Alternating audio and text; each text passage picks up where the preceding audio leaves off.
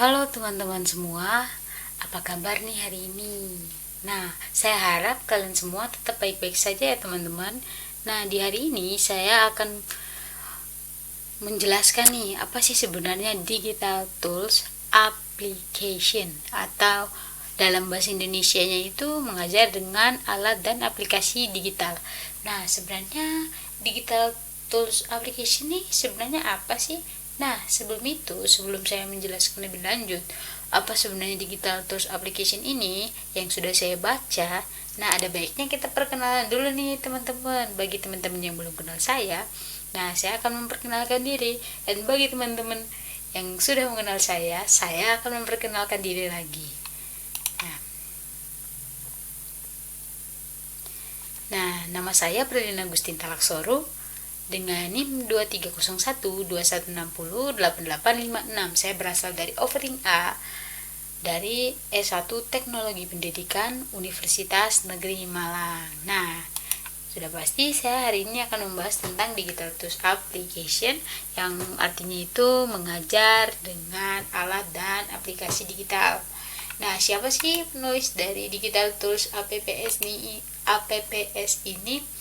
Nah, dia ini sama kayak web design tadi, yaitu Tore Percaya. Dia juga menulis buku tentang digital tools application yang saya pilih untuk menjadi bacaan saya pada saat ini. Nah, Tore Percaya ini luar biasa ya teman-teman. Dia udah menulis 2 buku tentang satu web design, terus yang kedua digital tools application. Nah, lagi sih orangnya pinter banget ya teman-teman pastinya. Nah, selanjutnya kita lanjut nih. Mengapa saya memilih bacaan ini? Mengapa sih saya memilih digital tools application ini untuk saya baca ya? Menurut saya karena dia sangat berhubungan sekali dengan cara memfasilitasi belajar, dan juga dia sangat-sangat bisa dibilang istilahnya naik daun ya teman-teman ya. Dan saya memilih bacaan ini karena saya merupakan mahasiswa S1 Teknologi Pendidikan, yang dimana harus mengerti apa sih sebenarnya digital, apa sih sebenarnya ini application, apa sih sebenarnya tools dan segala macam. Dan saya memilih ini karena saya sebenarnya tertarik ya teman-teman, lebih tepatnya tertarik terhadap digital tools application, makanya saya memilih bacaan ini tersebut. Nah, selanjutnya nih kita ke poin-poin penting. Apa sih yang saya temukan dalam digital tools application atau digital tools APPS? Nah, di sini saya menemukan alat dan aplikasi digital. Nah, alat dan aplikasi digital ini seperti apa sih? Kalau semisal alat atau aplikasi digital, ada yang tahu teman-teman apa sih? Nah, seperti itu. Kalau alat dan aplikasi digital itu seperti kayak alat komunikasi ya, seperti WhatsApp, Skype, atau Telegram, Instagram, Facebook, Twitter, YouTube, dan yang bisa berkomunikasi dengan orang lain melalui pesan, teks, panggilan, atau suara, ataupun video call mungkin. Nah, alat dan aplikasi ini, selain itu saya juga ada beberapa poin-poin penting ini saya dapat, yaitu menghargai pengalaman pengguna, dan juga menilai pengalaman belajar, dan juga menilai biaya privasi dan data. Dan yang keberapa ini saya mendapat menilai aksesibilitas. Kalau yang tadi di web design, saya bisa belajar juga gimana cara aksesibilitas web gitu, dan ini di digital tools juga membahas tentang aksesibilitas. Jadi saya mendapatkan ilmu yang benar-benar wah ya teman-teman. Dan juga yang terakhir nih, dia mengajar dengan aplikasi, alat dan aplikasi digital. Nah, menurut saya kenapa saya sangat-sangat mau membaca ini, karena ya seperti teman-teman lihat pada poin-poin pentingnya ini ya, ini sangat-sangatlah efisien, efektif, dan juga dengan cara dia memfasilitasi belajar juga sangat-sangat oke ya menurut saya ya. Dan dia itu memberikan dukungan yang merujuk pada interaksi dan bantuan yang diberikan untuk memfasilitasi belajar dan juga meningkatkan performa, dan juga dukungan dapat datang dari berbagai sumber seperti guru, teman kelas, atau juga aplikasi digital tersendiri juga termasuk dukungan ya teman-teman. Dan juga itu dapat membantu individu itu mencapai tujuan pembelajaran mereka dengan dukungan dan juga motivasi, kepercayaan diri, dan juga kinerja manusia pun dapat di dalam proses pembelajaran tersebut. Nah, selanjutnya yaitu apa sih poin-poin penting ini selanjutnya. Nah, gimana sih cara saya menerapkan poin penting dalam kehidupan sehari-hari? Nah, itu menurut saya sangat luar biasa ya, gimana cara saya harus menerapkan poin-poin yang saya dapat dalam buku yang telah saya baca, yaitu kayak menemukan alat dan aplikasi digital, menghargai pengalaman pengguna. Dan menurut saya ini harus bukan hanya menerapkan tapi mencantumkan dalam diri kita agar kita bisa mengetahui lebih lagi. Bukan hanya kita mengetahui saja, tapi kita mempraktekannya juga, membagikannya juga kepada orang-orang yang lain, atau mungkin kita mengajarkan dengan alat dan aplikasi digital yang kita punya. Dan ya, menurut saya cara penerapannya itu mungkin bagi kita yang saya sendiri yang baru baca dan baru bukan baru pertama kalinya saya mendengar tentang digital tools ya, tapi ini udah berulang-ulang kali saya mendengar tentang digital tools.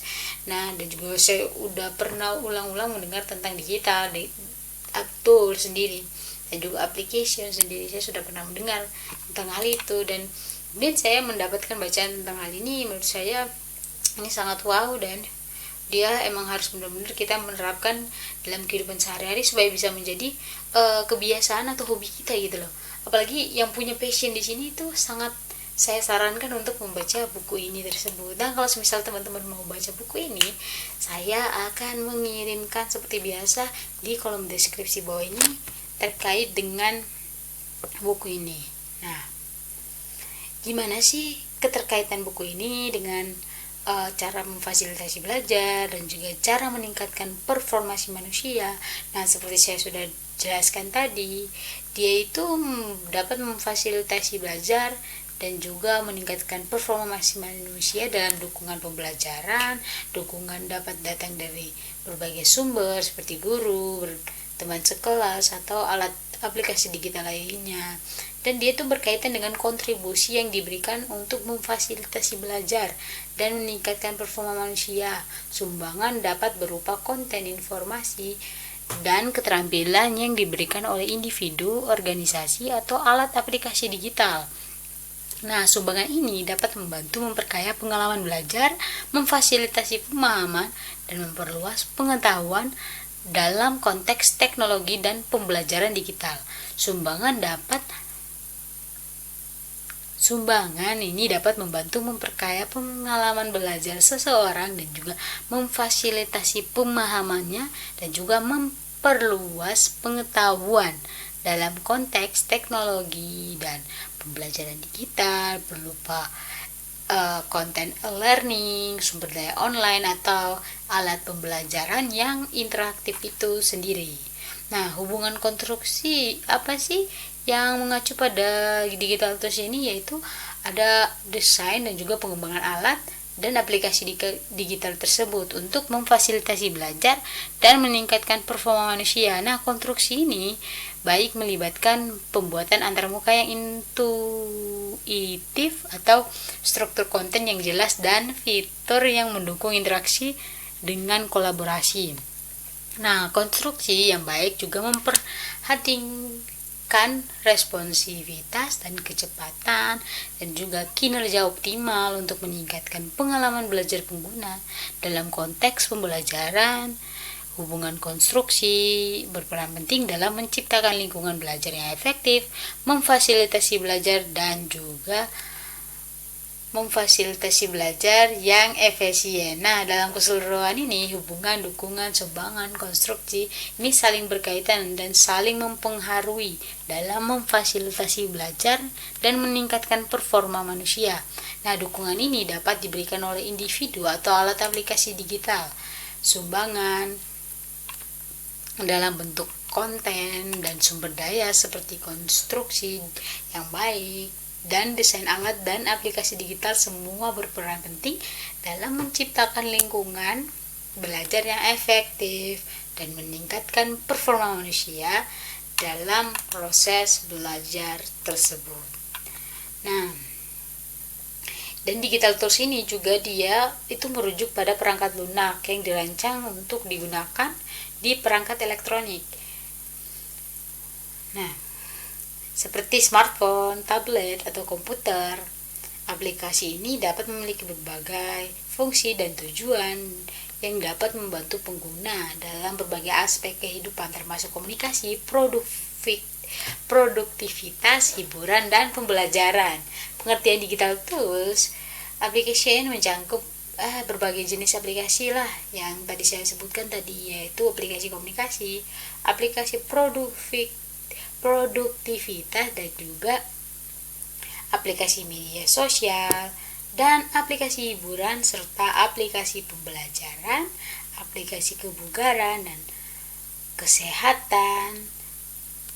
Dan pengguna digital tools application dapat membantu meningkatkan efisiensi, produktivitas, dan kualitas hidup dalam pengguna itu sendiri. Nah, aplikasi ini memanfaatkan teknologi digital untuk menyediakan berbagai fungsi dan manfaat dapat diakses dengan mudah melalui perangkat elektronik yang kita punya, yang seperti saya sudah sebutkan tadi ya teman-teman. Dan mudah melalui perangkat elektronik dalam era digital seperti ini, alat aplikasi digital telah menjadi bagian integral dari kehidupan kita sehari-hari dan membantu pengguna dalam berbagai aktivitas dan memfasilitasi belajar, komunikasi, dan juga hiburan. Mungkin itu saja dari saya. Sekian dan terima kasih sudah menonton video asinkron saya di saat ini. Saya ucapkan terima kasih sebesar-besarnya. Apabila ada pemahaman yang tidak sesuai sama teman-teman, saya mohon maaf dan pamit undur diri. Bye bye.